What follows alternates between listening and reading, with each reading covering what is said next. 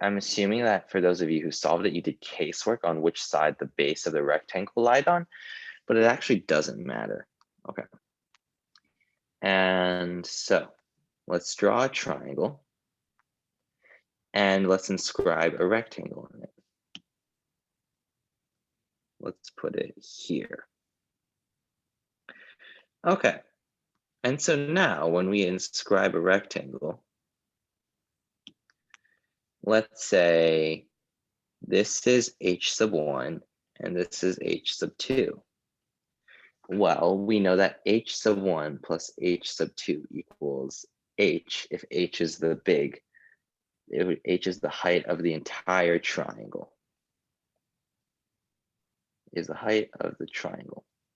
And then you can notice that in fact, if we combine these two triangles, I'm going to try and make this fit better actually.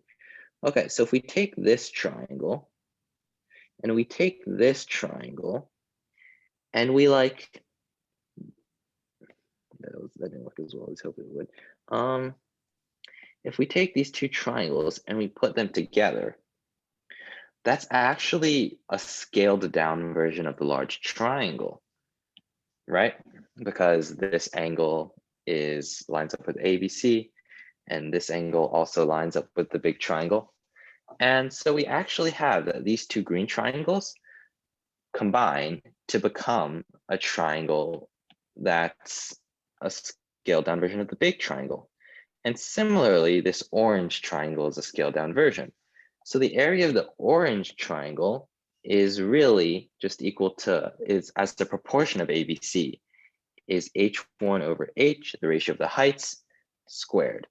And then the area of the green triangle is equal to h2 over h squared, because the ratio of their heights is h2 to h, and then area squares it. So these are the ratios of the orange triangle to the total and the green triangle to the total. And then so the area of the rectangle as a proportion of the entire triangle is 1 minus these two things. So 1 minus h1 squared plus h2 squared over h squared. But then we know that h1 plus h2 has to equal h.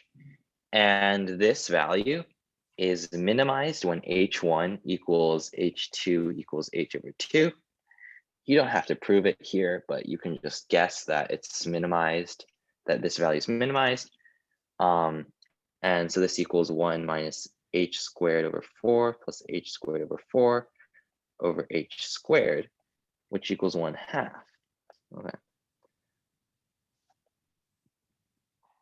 So yeah, the proportion of the triangle that is taken up by the rectangle is at most 1/2. And this is true because we've shown that it's just the proportion of the rectangle is 1 minus these two triangles.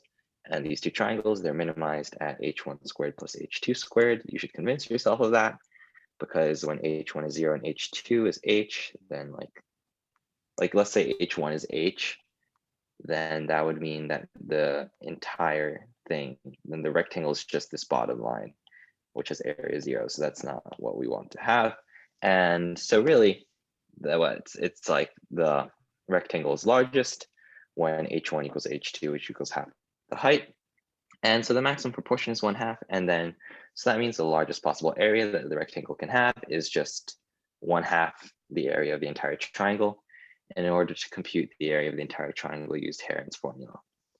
So the area of a 17, what is it? It's like a 17, 21, 10.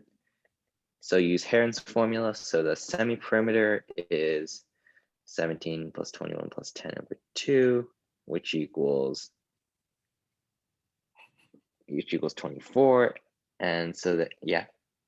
All right, so the area is square root of 24 times 3 times 7 times 14, which equals 80. My goodness, which equals 84.